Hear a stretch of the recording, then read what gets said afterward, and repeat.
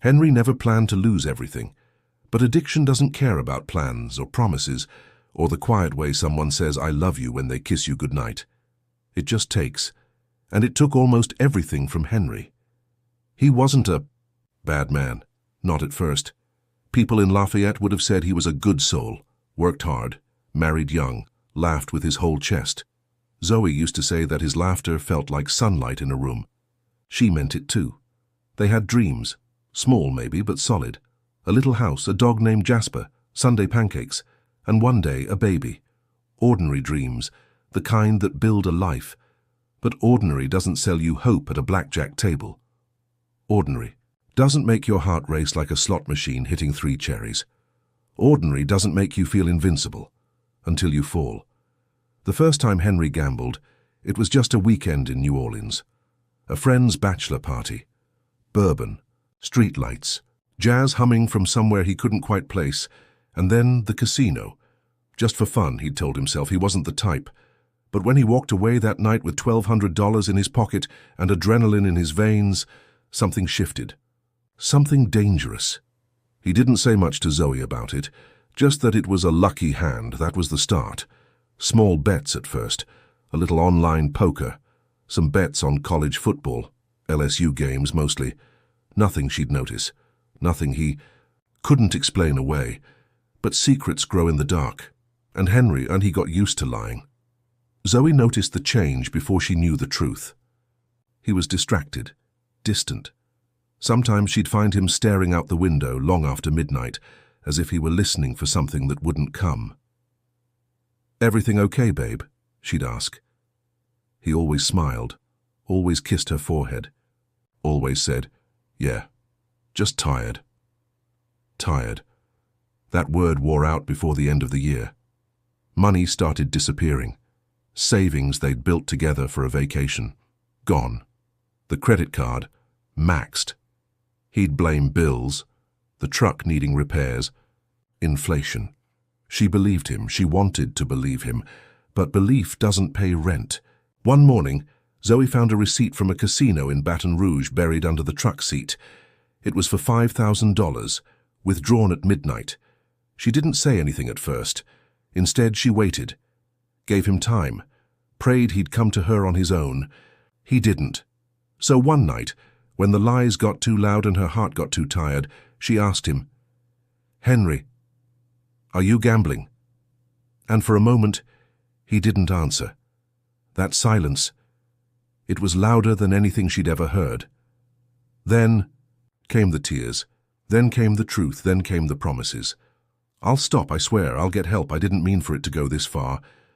But addiction doesn't stop just because you swear. It doesn't care about tears. 2 months later, Henry pawned his wedding ring. That was the night Zoe packed her bags, not in anger, not in rage, in heartbreak. She didn't scream. She didn't cry. She just looked at him, her husband, the man she'd once trusted with her whole heart, and said, "I love you, Henry, but I can't love you more than you love yourself." Then she left. The house felt colder after that, quieter, empty. Jasper sat by the door for days, waiting, hoping. Henry started drinking more, gambling more.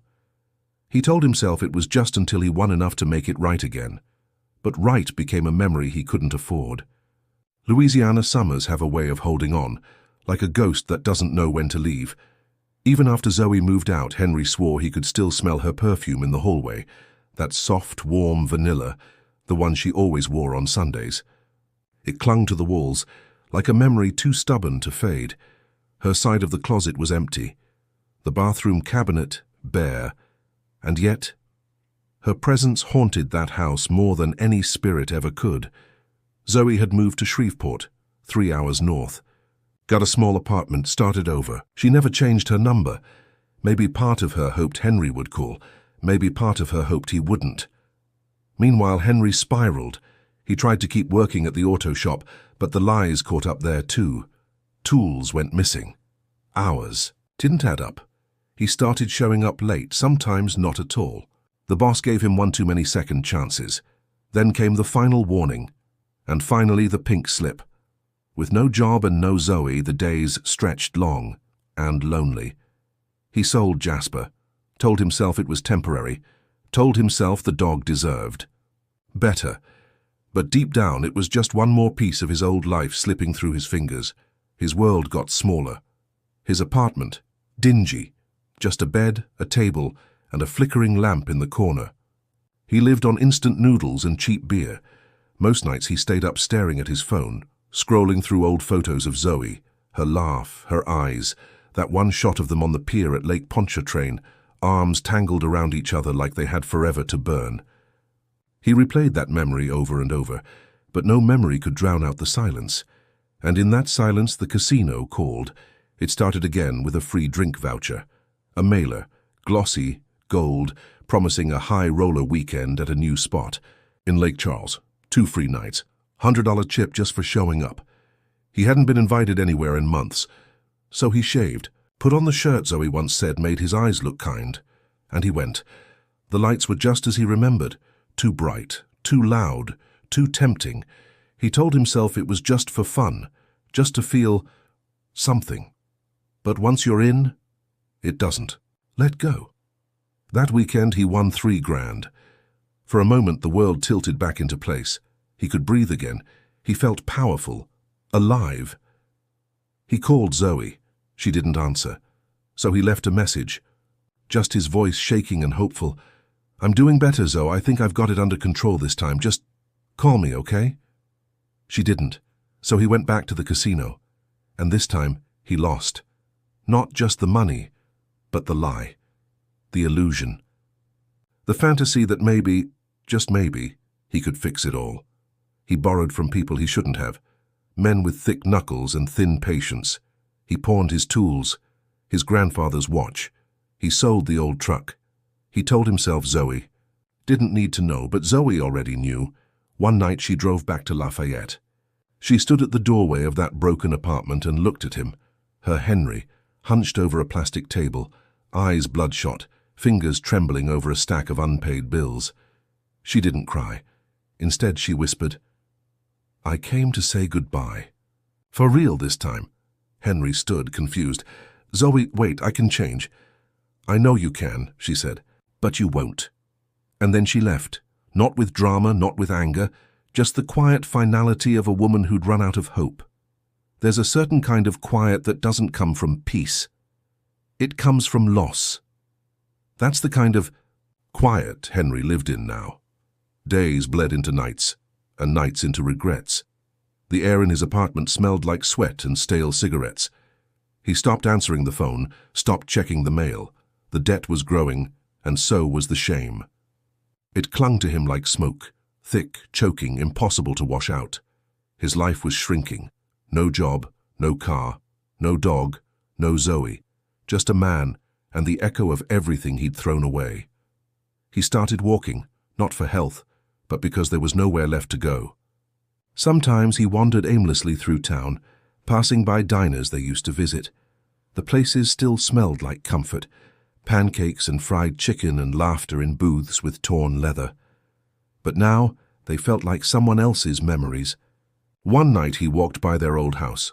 The porch light was off, weeds growing tall around the mailbox, windows empty, no sound, no warmth. He stood across the street for nearly an hour, just standing, just looking. A neighbor's screen door creaked open. Henry turned away before anyone could recognize him. Back in his apartment, he picked up his phone again. His fingers hovered over Zoe's name. But he didn't call. What could he say? That he missed her, that he hated himself, that every breath felt heavier without her in the room? He put the phone down and stared at the ceiling. And that's when the thought came, sudden, sharp, unwelcome. Would it be easier to disappear? He wasn't sure if it meant leaving town or something darker. But then he saw it, pinned on. The fridge by an old magnet from a fishing trip. A photo. Zoe, smiling in the sunlight, holding up a red snapper they'd caught together. Hair pulled back, face flushed, joy written all over her. He touched the photo like it might bring her back. But ghosts don't come when you call. And neither did she. The wind was cold that night. Colder than it should have been for spring in Louisiana. Henry pulled his jacket tighter and stepped through the sliding doors of the riverboat casino in Lake Charles for what he told himself would be the last time. He didn't come to win. He came to numb. There was something about the chaos of a casino that made the pain quieter. The way the lights blurred, the way people cheered when they won, or swore when they lost. It was loud enough to drown the ache. He played roulette first, lost fast, then poker, lasted longer. Bluffing came easy these days. He'd spent the past 2 years bluffing everyone, including himself. By midnight, he was down to his last 100. He sat at a blackjack table. The dealer was young, friendly eyes, called him sir with that southern politeness. Henry stared at the cards in his hand. A king, a six, he hit, a queen, bust. He laughed, not because it was funny, but because there was nothing left to lose, except one thing. His wedding. Banned. The second one. The one he bought after pawning the first. He kept it on a chain around his neck. A reminder. A scar he wore in metal. He unclipped it, placed it on the table. "I want to cash this in," he said. The dealer hesitated. "You sure?" Henry just nodded. A few minutes later, he was handed a voucher. $200. He walked back to the slot machines, the same ones where he'd won big that first time, sat down, slipped in the voucher, pulled the lever. Cherry, bell, lemon, nothing. He pulled again, and again, and again, until the screen blinked. Balance 0.0. He sat there, staring, not moving, not breathing, just broken. Then he stood, walked to the bathroom, splashed, cold water on his face, looked in the mirror, and for the first time he didn't recognize the man staring back. The man in the mirror looked older, sadder, hollowed out. That man wasn't Henry, not the Henry who loved Sunday pancakes and laughed too loud and danced with Zoe in the kitchen barefoot at midnight. That man was gone. He stumbled out of the casino and into the night. The parking lot was quiet, the sky above endless. And somewhere in Shreveport, Zoe was probably asleep, peaceful, free. She had moved on. She had to. The bus ride back to Lafayette was long. Henry sat by the window, arms crossed, head resting against the glass. His reflection stared back at him, pale, unshaven, tired. The world outside blurred past in shadows and streetlights. He had no plan, no home, just a duffel bag, a few dollars, and the ache of everything he'd destroyed. The next morning, he found himself in the park near the old levee, the place where he once told Zoe he'd loved her for the first time. He was 23, nervous, his hands shaking worse than they were now. She had smiled and said, "Took you long enough." He remembered the way she laughed when he kissed her afterward, like the world had opened up just for them. Now, the park was empty. A breeze swept through the trees. The swing set creaked, slow and tired. And Henry sat on a bench, hands in his lap, staring at the place where it had all begun. He didn't cry. He'd run out of tears a long time ago. Instead, he pulled a small notebook from his bag. Its cover was worn, pages folded and smudged. It was Zoe's. He'd kept it, never opened it before. He didn't know why he did now, maybe because he needed to feel her voice again. Page after page, lists, recipes, scribbled thoughts, grocery reminders, quotes she liked, sketches of plants, a doodle of their house with "future baby room" scrawled over a window. Then he found it, a letter, unfinished. Torn at the edge, dated months ago. "Henry, if you're reading this one, maybe that means you found this after I left. I don't know what to say. I love you. I probably always will. But I can't keep loving someone who keeps disappearing on me. I miss the way you used to laugh. I miss the man who looked at me like I was enough. If he's still in there, and maybe one day you'll find him again. Maybe one day you'll forgive yourself. But today, I need to save myself. Zoe." Henry sat there for a long time. The wind moved the pages, and something inside him cracked wide open. He closed the notebook, held it to his chest, and he whispered, "I'm sorry, Zoe." Not loud, not with hope. Just truth. Few months later, It was late October in Shreveport, the kind of afternoon where the light turns gold just before sunset, casting long shadows across old sidewalks and quiet streets.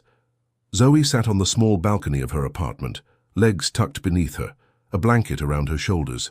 She held a cup of peppermint tea, still steaming. From her second-floor view, she could see the tops of rust-colored trees swaying gently in the wind. Life had become calm. She worked part-time at a bookstore downtown, walked to the farmers market on Saturdays, took yoga classes when she could afford them. She had a few friends, kind people who didn't ask too many questions about her past. They only knew what she chose to tell, that she'd come from down south and that she was starting over. They didn't know about Henry. Not really. They didn't know how deeply she had once loved a man who could light up a room with his laugh, or how painful it had been to watch that light flicker, then disappear into the darkness of addiction. But Zoe remembered. She didn't replay it every day, not anymore. But sometimes, in quiet moments like this, she would feel it, the old ache, soft now, more like a shadow than a wound. She reached for the mail that had been sitting on the table beside her, mostly junk, a local newsletter, a coupon flyer, and one envelope, no return address, plain, a little weathered, her name written in simple, uneven handwriting. She hesitated, then opened it. Inside was a single photograph, the house they'd once shared in Lafayette.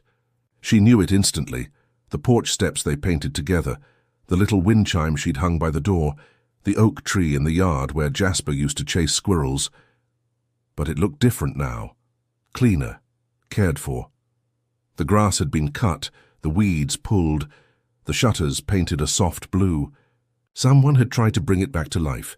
She turned the photo over. On the back, just one sentence, handwritten, careful. Still trying to find the man who looked at you like you were enough. Zoe's hand trembled slightly. She didn't cry, but she closed her eye and let the silence stretch out around her like an old familiar blanket. She thought of him, where he might be, what he might be doing, if he was eating, if he was sober, if he was safe. And for the first time in a long time, she didn't feel angry, just sad, and strangely proud. Because maybe, just maybe, Henry hadn't given up, not on himself, not completely. She placed the photo back in the envelope and tucked it gently inside a book she loved, a book she'd read when she was younger, when she still believed that love could conquer anything. She knew better now. But she also knew some loves never really leave you. They just live quietly, tucked inside pages or waiting on porches, or written in the sky during golden hours like this one. Zoe wrapped the blanket a little tighter, took a long sip of tea, and looked out at the horizon. The road ahead was still hers, and no matter where Henry was, she hoped he was walking. His own.